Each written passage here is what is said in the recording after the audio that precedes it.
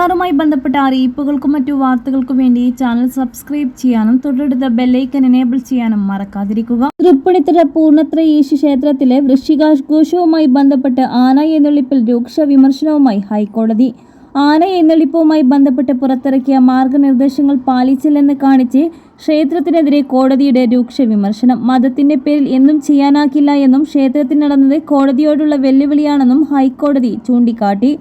കഴിഞ്ഞ ദിവസം ക്ഷേത്ര ഭരണസമിതിക്കെതിരെ വനം വകുപ്പും കേസെടുത്തിരുന്നു.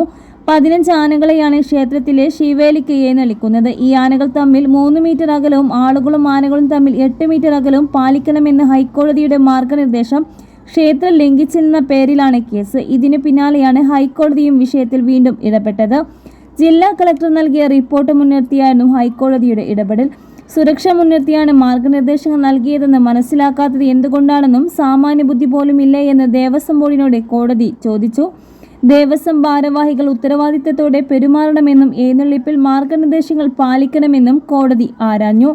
ജസ്റ്റിസുമാരായ ജയശങ്കർ നമ്പ്യാർ, പി ഗോപിനാഥ് എന്നിവരടങ്ങിയ ഡിവിഷണൽ ബെഞ്ചാണ് കേസ് പരിഗണിച്ചത്.